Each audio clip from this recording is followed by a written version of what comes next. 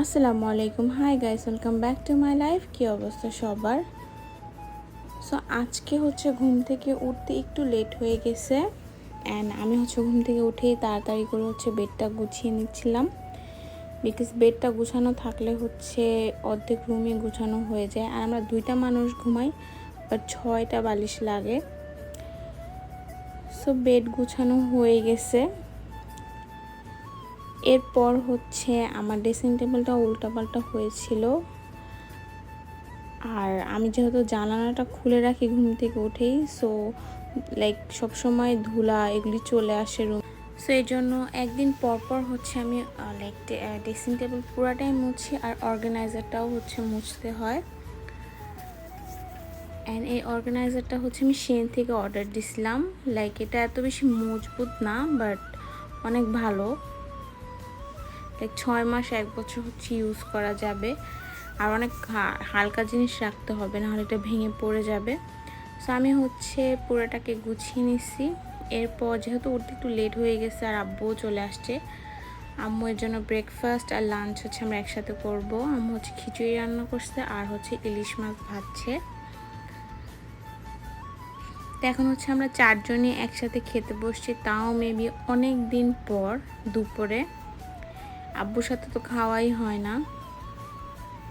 এরপর আমার বোন টিউশনে চলে গেছে, দেন আব্বু আবার কাজে চলে গেছে। আমি আর আম্মু বসে বসে চা খাচ্ছিলাম অ্যান্ড গল্প করছিলাম। দেন সন্ধ্যার দিক দিয়ে একটু বের হয়েছি আম্মুর সাথে একটু কাজে। তো বাসা থেকে বের হলে একটু নিচে নামলেই সব বাংলাদেশি থাকে অ্যান্ড বাংলাদেশি দোকান। সেখানে পুরাটাই বাংলাদেশি ভাইবস পাওয়া যায়। আম্মু বাঁকালাই গেছিলো, সো আমি একটু ভিডিও করলাম। এখানে বাংলাদেশে অনেক কিছু আসছে, সিজনাল ফ্রুটস, কাঁঠাল অ্যান্ড লেবু, দেন ডিফারেন্ট টাইপসের আম। তো আম অনেক সময় কিনলে ভালো পড়ে আর অনেক সময় ভালো পড়ে না, বিকজ যেহেতু কার্টুনে করে আনে, গরমে অনেক সময় ভাপিয়ে যায় এই কারণে। এরপর আমার একটা আবায়া দরকার ছিল, সো আমি একটা আবায়া বানাইতে গেছিলাম একটা আন্টির বাসায়। এখানেই তারা বানায়, অর্ডার দিয়ে দিলেই। এখানে অনেক ডিজাইনস ছিল, সেখান থেকে একটা চুজ করে আমি দিছি। এরপর বাসায় চলে আসছি, যেহেতু এখন রাত হয়ে গেছে আর একটা আইটেম দিয়ে আম্মু ডিনারটা কমপ্লিট করবে। সো জাস্ট বিফ ভুনা অ্যান্ড ভাত। সো এখানে আম্মু গরু মাংসটা কেটে নিচ্ছিল, পেঁয়াজ কেটে নিচ্ছিল, আর অন্যদিকে আমি একটু মরিচগুলো কেটে দিচ্ছিলাম। কেচি দিয়ে কাটলে হাত জ্বলে না, সেই কারণে আর দাঁড়িয়ে গল্প করছিলাম। দো আমি কিছু না করলেও দাঁড়িয়ে থাকি, গল্প করি আর আম্মু রান্না করে।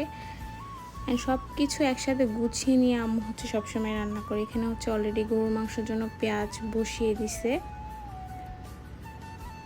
এরপর সব মশলা দিয়ে কষিয়ে একটু পর গরুর মাংস দিয়ে দিবে।